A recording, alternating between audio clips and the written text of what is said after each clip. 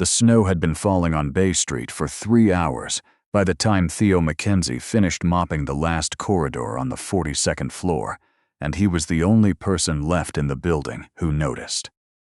Everyone else in the tower, the lawyers on 38, the compliance officers on 40, the executive assistants, who worked late enough to know the cleaning staff by name, had gone home before the second wave hit.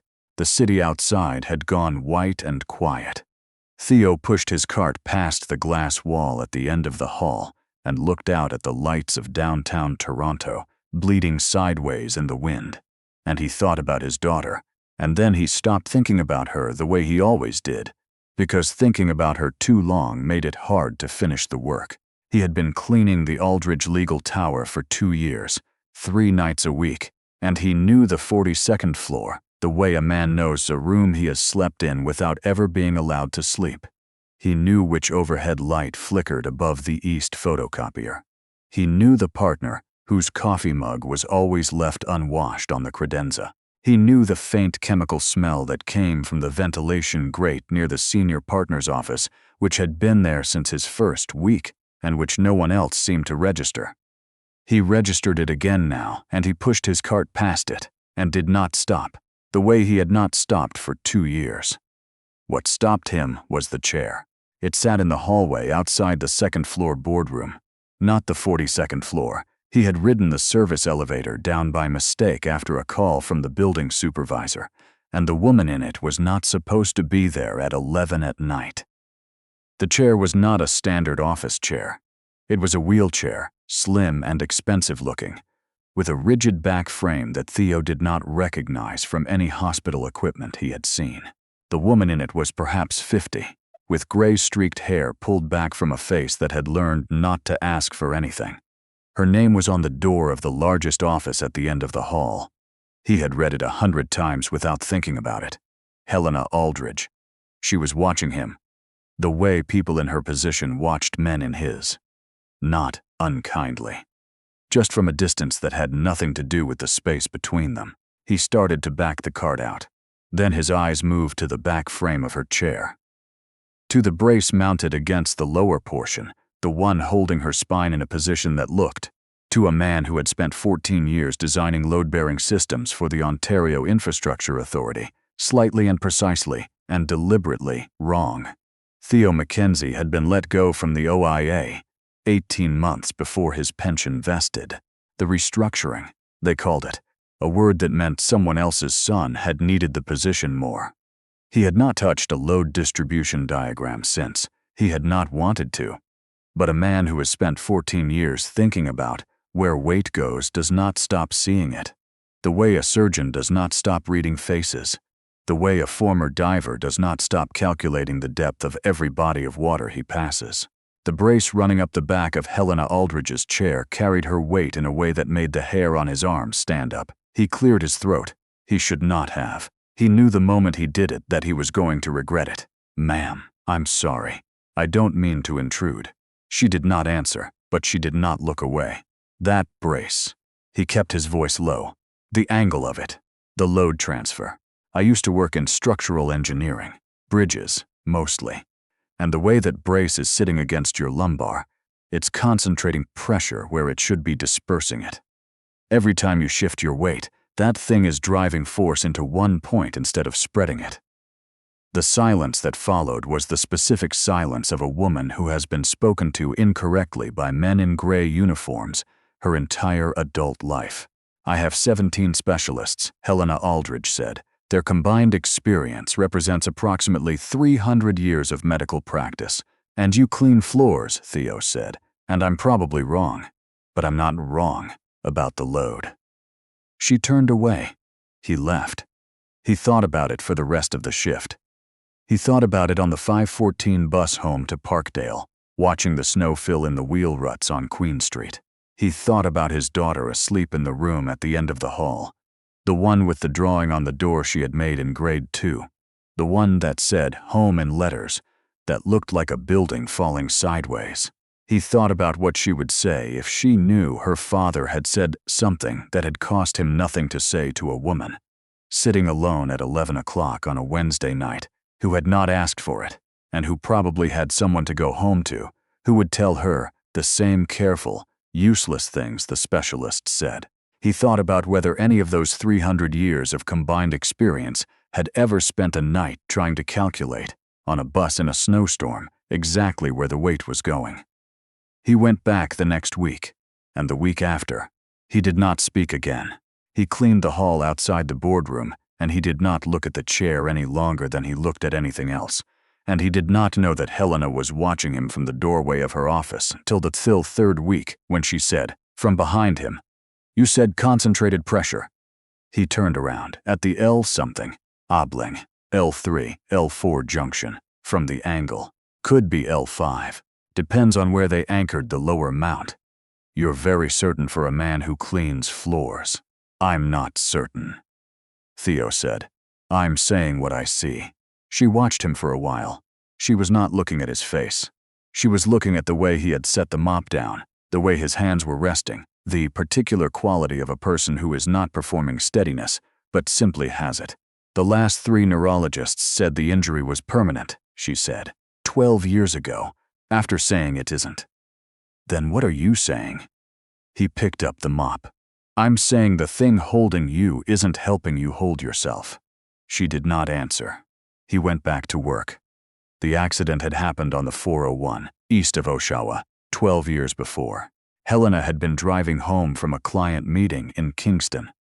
She had still been a junior partner then, the kind of junior partner who drove 4 hours for a 3-hour meeting, because that was what you did, and the transport truck that lost its braking on the downgrade had taken out the rear third of her car before she had time to do anything but see the headlights. She had been 39. She had been 3 months away from making full partner.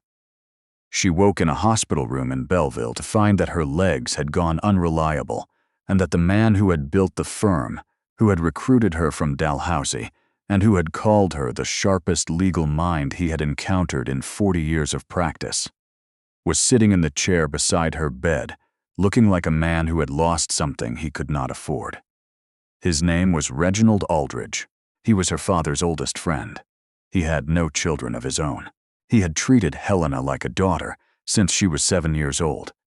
And when her parents died within 8 months of each other, in the years after the accident, it was Reginald who had sat with her in the hospital and at the notary's office and at the firm, where he had quietly, gradually, steadily restructured her access to everything, until the only things that moved without his approval were the wheels of her chair. He had told her it was protection. He had told her the firm's partners were circling, that they would use her injury to push her out, that the only thing standing between her and a quiet forced retirement was his careful management of her public image. He had told her every specialist who had suggested an aggressive intervention was an opportunist, who saw her name and her settlement and smelled money. He had told her so many times, in so many rooms, that she had stopped being able to tell the difference between protection and a cage. Reginald Aldridge had turned 74 the previous spring. The firm that bore his name had gross revenues of $340 million a year. Helena owned, through the estate structure their corporate lawyers had built the year after the accident, 43% of it, the succession documents, drafted by Reginald's personal counsel, and signed by Helena in the 2nd year of her recovery, when she had still been taking the medication that made everything feel slightly underwater, granted the senior managing partner authority over all major corporate transactions in the event of the controlling partner's incapacitation. The transaction currently on the table was a merger with a national litigation boutique out of Calgary. $400 million. The documents were waiting for a signature. Reginald had been asking her to sign for 3 weeks. She had not told him she wasn't going to. Theo did not know any of this. What he knew was that his daughter, Bea, who was 11, and who was the reason he took 3 buses to get to the Aldridge Tower 3 nights a week, had been waiting 14 months for a diagnosis from a pediatric neurologist at SickKids, who had a caseload that could not be described without making Theo want to put his hands through a wall. She had headaches that folded her in half. She had days when her left hand didn't work the way she expected it to, Days she hid from him with the efficiency of a child who has decided her father has enough to carry. The family doctor had referred them twice. The second referral had been lost somewhere in the system. Theo had spent 4 months on hold with the hospital's intake line and had learned, over that time, that there was a funding structure that allowed private intake through a health navigation company. A company whose operating contract with 3 Ontario regional health authorities had been approved. He would discover much later, at the board level of Aldridge Legal. He did not know this yet. He only knew his daughter pretended to feel better when he came home, and that the pretending cost her something, and that he owed it to her to keep working. He told Helena about Bia the way a man tells a stranger things he cannot say to anyone who knows him. In pieces. Over weeks. On nights when Helena's office light was still on at 11:30, and she had left the door open, and he cleaned around her the way you clean around a person who is not quite there and not quite gone. He told her about Bia's drawings, which covered every surface of their apartment that was not load-bearing. He told her about the intake referral that had disappeared. He told her about the night he had found his daughter lying on the kitchen floor at 2 a.m, with her eyes open and perfectly calm, in a way that was more frightening than any crying would have been. He did not tell her that the health navigation company blocking Bia's intake was called Crestline Health Partners. He did not know it yet. Helena listened. She had spent 12 years in a chair in a room full of people telling her what her own body could and could not do, and she had developed, as a survival skill, an extremely fine-tuned ability to hear the difference between a person speaking and a person telling the truth. Theo Mackenzie was doing the second thing. She was not sure she had been in a room with someone doing that in quite some time. The schematic was on the glass-walled meeting room table on a Tuesday night, 11:45, when Theo was collecting the recycling from the waste baskets along the hall. He was not looking for it. The meeting room had been used that afternoon and someone had left the door ajar and the overhead lights on. And when Theo reached in to hit the switch, he saw the document spread flat on the tables and went psst. It was a technical diagram, medical device schematic, spinal orthotics, the header read, and below that a patent number and a manufacturer's name, Ashbourne Biomechanical, registered in Delaware, Canadian distribution filed through a numbered Ontario company. The drawing showed a rear-mounted brace with a rigid lower crossbar. Theo leaned closer. The lower crossbar in the diagram sat at an angle that concentrated the load transfer at a single point, and the single point was labeled in small clean font, Continuous Contact Delivery Zone, Patch Matrix, see Addendum B. Addendum B was a chemical specification document. Theo did not have the training to read it completely. He had enough training to read the words, sustained neurological suppression and reversible at cessation of application, and to stand in the doorway of a lit meeting room for a long time before his hands remembered to reach into his pocket for his phone. He did not take the document, he photographed it. He was through the service entrance and into the stairwell before he understood what he had done. He went up to 42. Helena's light was still on. He pushed open the door. He crossed to her desk and placed his phone face up on the surface between them and stepped back. She looked at the screen. She looked at it for a long time. Her face did not change in the way that faces change when people are surprised. It changed in the way that a face changes when a person already knows something they did not know they knew. "Where?" she said. "Meeting room on 31. Tonight, on the table, left open." She picked up the phone. She set it down. She moved her hand to the intercom and then did not press it. She looked at the door. "Mr. Mackenzie," she said, "I'm going to need you to leave." He left. He was in the lobby when the security desk called him over. The man behind the desk was polite in the specific way that people are polite when they are doing an unpleasant thing they have been instructed to do. He held out a gray tote with Theo's name written on a strip of tape across the handle, his spare work gloves, the thermos his daughter had given him the Christmas before, the photograph of Bia he kept taped to the inside of his locker. The man walked him to the front door and stood there as Theo went out into the cold. The temperature had dropped. His breath came out in a long, visible stream and dissolved over King Street. He sidewalked for a while, looking up at the lights of the 42nd floor. She did not sleep that night. She sat by the window of her condo in the Distillery District and watched the city and thought about the schematic, and thought about Reginald's voice, and thought about her father. Her father had trusted Reginald the way men of his generation trusted men who had proven themselves over decades, slowly and without theater. He had given Reginald his daughter's welfare the way he might give him a deposition to hold, with full confidence that the thing would be returned intact. At 2:30 in the morning, Helena rolled herself to the bathroom and locked the door. She had not undressed without her assistant in 11 years. The buckles were on the back of the brace in positions designed to be just slightly out of easy reach. Something she had noted and chalked up to medical necessity for so long the notation had stopped registering as strange. Her hands were unsteady. The first strap opened, the second. When the front panel of the brace fell open against her chest, she sat in the small lit bathroom and looked at her own skin. The patches were exactly where the schematic had shown them, 5 of them pale against her side, almost the same tone as the skin beneath. She lifted the edge of one with her fingernail. The cold came first. Then something that was not warmth or pain, but the specific sensation of a signal reaching a receiver that had been switched off for 11 years, and which had not, apparently, entirely forgotten what signals felt like. It moved down her hip, down her thigh, down to a place where sensation had ended so long ago she had stopped thinking of it as ending. It was not a miracle. It was information. The kind of information a person stores in a body and cannot access until the interference is removed. She put the patch back. Her hand was shaking. She thought about a thing her mother had told her when she was perhaps 8 years old, sitting on the back porch of the house in Dartmouth, watching the harbor. Reggie is the kind of man who does a kindness once so he can borrow from it forever. She had been 8. She had not known what it meant. She had stored it the way children store the things adults say that make no sense until suddenly they do.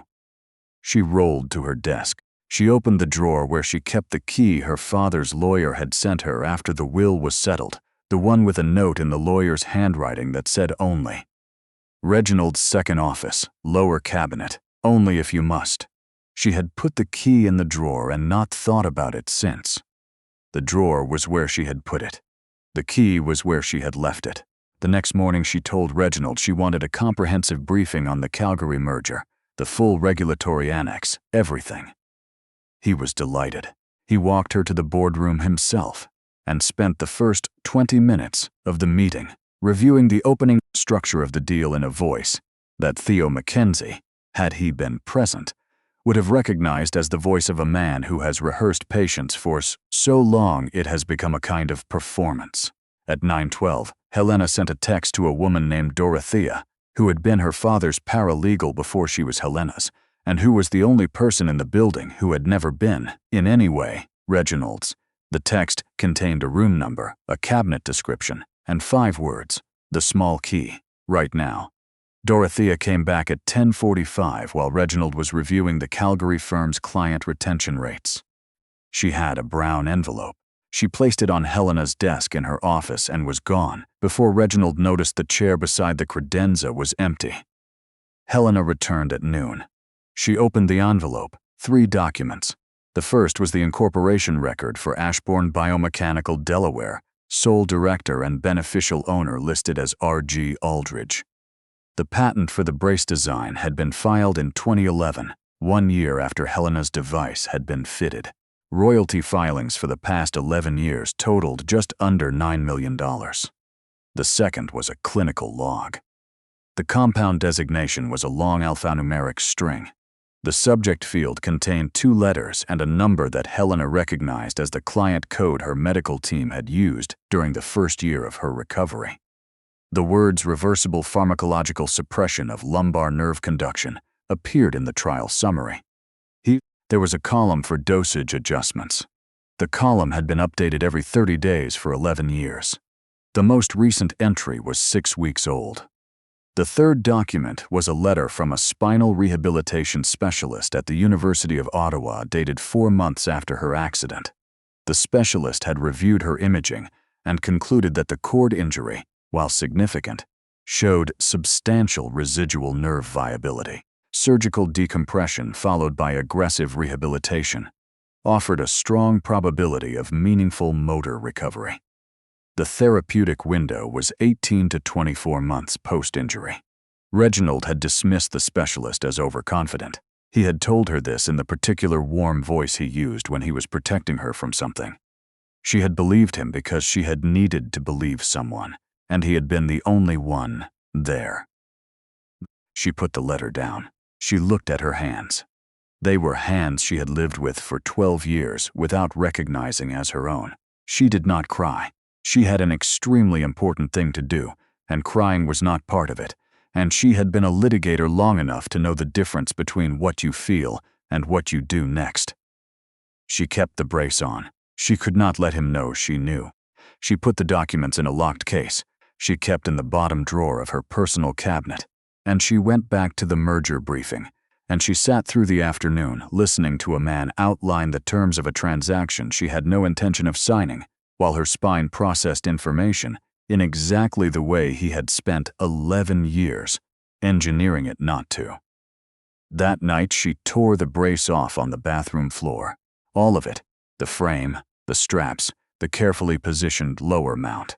She did it herself, alone, in the dark, with the door locked, and a towel pressed against her mouth, because the nerve sensation that came when the patches came off was not pleasant, and she did not trust the building's walls the way she had trusted them the night before. She could not call the police. Not that night. She had documents, and she had patches she had wrapped in a plastic bag and placed in the freezer behind a carton of edamame, and she had the knowledge that Reginald had been filing her competencies assessments himself for 3 years, which meant that any claim she made in the next 24 hours would arrive wearing the shape of a breakdown. She could not stand. Her legs were fire and static, and the specific agony of 11 years of silenced nerves waking up all at once in a body that had been told to stop expecting them. She lay on the bathroom tile and looked at the ceiling and breathed in the way she had learned to breathe during cross-examinations when the witness was lying and she could not let them see her know. 3 blocks away, in a rented unit above a Roncesvalles laundromat, Theo Mackenzie was sitting at the kitchen table with a mug of tea that had gone cold, looking at the photograph he kept on his phone of Bea, asleep on the couch, the previous Christmas. Her drawing supplies still scattered across the floor around her, like she had fallen into sleep mid-project. He had been sitting there for an hour. He had been thinking about whether he had made things worse. His phone lit up. Unknown number. Text. Is this Theo Mackenzie? I need Walter Grimes's number if you have it. Helena A. He stared at the screen for a long time. He did not know how she had found his number. He found out later it was on the emergency contact form the building maintenance company kept on file. He did not know how she knew about Walter. He found out later she didn't, not yet. She had only typed the name because she had found a business card in a coat pocket she hadn't worn in 2 years. A card from a physiotherapist who had contacted her office 3 years earlier, requesting to present a new spinal rehabilitation protocol. A request Reginald had declined on her behalf before she saw it, whose name on the card was Walter Grimes, registered PT, and below that a Parkdale address. Theo did not know Walter Grimes. He had never heard the name. He typed back the only honest answer he had. I don't, but I can find him. It took 4 days. Walter Grimes was not online. He had, as Theo discovered through the Parkdale Neighborhood Association's email list, and a neighbor who remembered him, moved his practice out of the clinic system after a funding dispute with his regional health authority, and was operating a small independent rehab practice out of a converted storefront on Sororan Avenue. No website, a handwritten card on a Thursday morning. Theo went there in person on a Thursday. He explained enough that Walter, who turned out to be a compact, serious man in his 50s, with the careful eyes of someone who had stopped being surprised by the health system some years ago, agreed to make a phone call. The detoxification took 7 weeks. Walter called it conservative because it was. Because the compound had been layered into Helena's peripheral nerve tissue over 11 years. And conservative was the only approach that wouldn't cause more damage on the way out than it cleared. He set up a makeshift treatment space in the back room of his clinic, a reclining chair, a monitored IV, a heating pad, and a collection of physio equipment that Theo helped him rearrange 3 times before Walter pronounced the layout functional. Helena came in through the back lane in a regular chair, with a hat pulled low and Dorothea driving. Dorothea was the only other person who knew. Walter ran his assessments, reviewed the chemical compound information Helena had photographed from the documents, and began the protocol. He did not tell her it would be easy. He told her it would be worth finishing. The first week she could not tolerate more than 2 hours of treatment before the nerve response became too overwhelming to manage. The second week she stayed for 4. Walter kept notes with the focus of a man who had been waiting for a case like this, without knowing he was waiting for it. Theo built the parallel bars.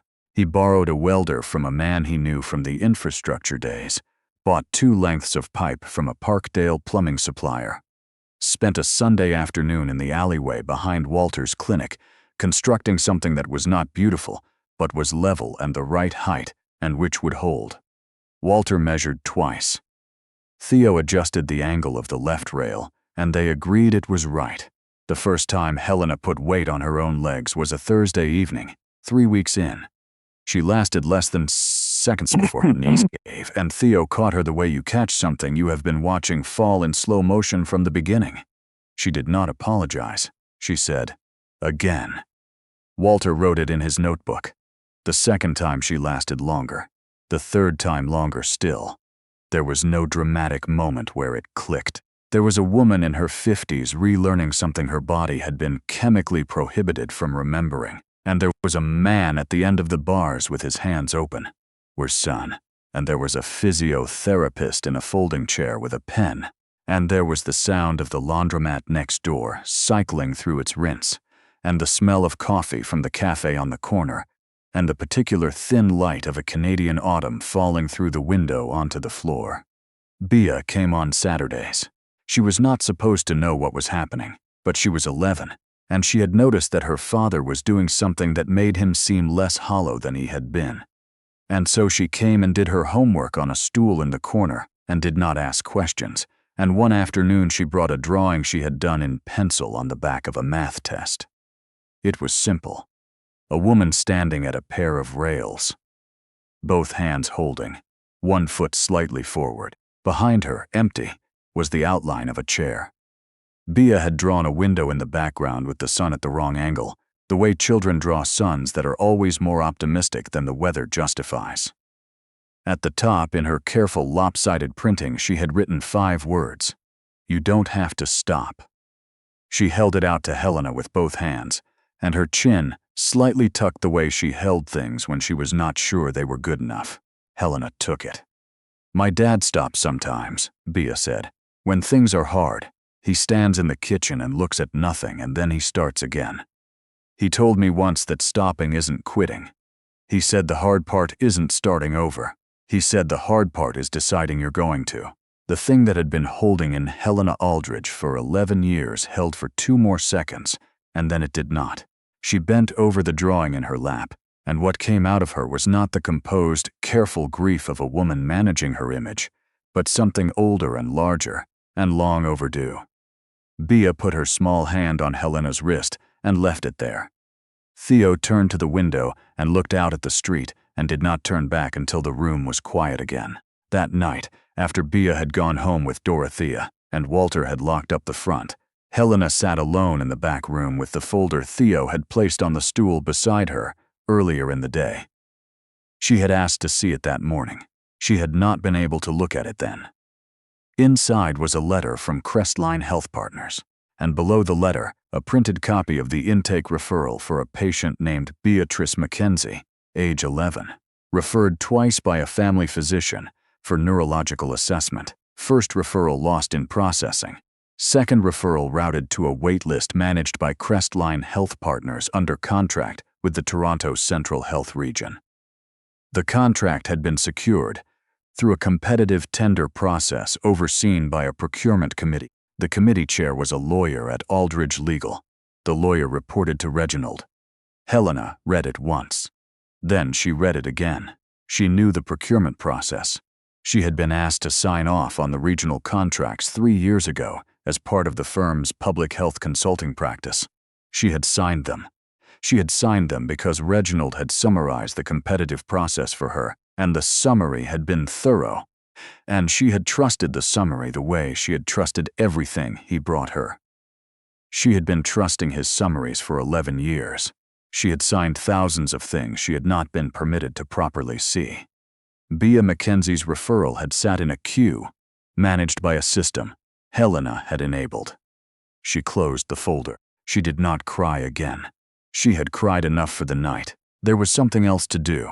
And she was, underneath everything, still the sharpest legal mind Reginald Aldridge had encountered in 40 years, and she had not forgotten how to work. The board of Aldridge Legal Partners convened on a Wednesday morning at 9 o'clock in the 42nd floor boardroom with a view of the lake. Reginald sat at the head of the table in a charcoal suit and the expression of a man who has arranged the room precisely to his liking, which he had. The Calgary delegation sat to his right. The merger documents were ready. The succession and incapacity certification he had spent 2 months assembling from his own records sat in a folder at his elbow to be produced if necessary. The door at the far end of the boardroom opened at 9:17. Helena Aldridge walked in on forearm crutches. She walked slowly, and she walked without apology, and the boardroom went silent with the particular silence of a room full of lawyers, recognizing when a thing they did not anticipate has happened. She covered the length of the table in 7 steps. The 7th step brought her to the chair at the head. The chair Reginald had positioned himself 3 seats away from, close enough to chair the meeting he had arranged, far enough to allow her the appearance of authority. She sat down. She folded her crutches. She looked at Reginald. His face did not move. He was too experienced for that. But something behind his eyes changed in the way that things change when a variable has stopped performing as modeled. Theo came in behind her in a jacket and tie that had been in the back of his closet since the last OIA recognition dinner, and which still fit, which he took as a reasonable sign. He laid a document package in front of each board member. Incorporation records for Ashbourne Biomechanical. The clinical trial log. The University of Ottawa specialist letter from 2013. Toxicology analysis of the patches that had been removed from Helena's body 7 weeks ago and stored, frozen, in a labeled container in Walter Grimes's clinic refrigerator. Reginald's counsel was already reaching for his own folder when the doors at both ends of the boardroom opened at the same moment. The officers at the main door were OPP. The 2 at the service entrance were Toronto police. Reginald looked at the service entrance with the assessment of a man calculating an exit and finding it closed, and then the cuffs were on. And then he was being walked through the service door in his charcoal suit, and the last thing he did before he cleared the doorframe was look at Helena. Not in anger.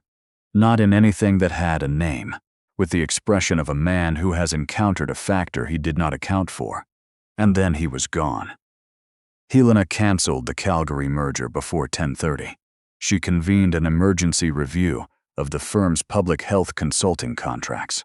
She ordered an independent audit of every procurement process overseen by Reginald's office in the previous 8 years. She placed a direct call to the CEO of Crestline Health Partners, and by the time the call was over, Bea Mackenzie's referral had been manually escalated to the top of the sick kids intake queue with same-week assessment appointment. Spring in Toronto comes as an argument that has to be made every year. It arrives tentatively, walks it back, advances again, and eventually commits only in the way that cities eventually commit to things, because the alternative has become untenable. The house Helena had purchased in Moore Park was single-story, with wide hallways and south-facing windows that filled the main room with light from 11 in the morning until 5 in the afternoon. The garden in the back was long and had an apple tree that had clearly survived several previous tenants' indifference, and was not interested in surviving another. Helena had plans for it. Walter Grimes had taken a position as a clinical consultant, advising the Regional Health Authority on independent physiotherapy funding models, which suited him and which several people at the authority had privately described as the most useful hire they had made in a decade. He came for dinner on Thursdays. Theo had accepted the position Helena had created, head of infrastructure review, Aldridge Medical Negligence Practice, which turned out to be the kind of job where 14 years of load-bearing analysis and 2 years of paying close attention on the 42nd floor were both equally required. He and Bea had moved to a rental in Rosedale, closer to the hospital, closer to the physiotherapy clinic, where Bea had been going twice a week since the sick kid's assessment came back with a diagnosis that was manageable and specific, and had a treatment plan that covered everything on the recommended protocol. She had not had a bad headache in 2 months. She had not hidden a bad day from her father in 6 weeks, which he knew because she had started telling him, which was, he thought, the more important thing. On an afternoon in May, Theo sat on Helena's back porch with a cup of coffee and watched Bea in the yard under the apple tree. She was drawing the way she always drew, bent over her sketchbook with the specific seriousness of a person recording something she needed to remember. The tree was beginning to show leaves. The light came through them, the way light comes through new leaves, thinly and with effort and gold. He did not know what she was drawing. He would find out later when she showed him. The apple tree, the fence, the square of lawn, and in the corner of the yard, very small, a woman standing without crutches, with her face turned up toward a branch, reaching for something just above her hand. He drank his coffee. The sun moved through the leaves. He thought about nothing in particular, which was something he had not been able to do for a long time. And he thought about Bea's voice saying the hard part is deciding you're going to, and he thought she had that right. She had always had that right. And he put his cup down on the porch railing and felt the afternoon hold everything it was supposed to hold.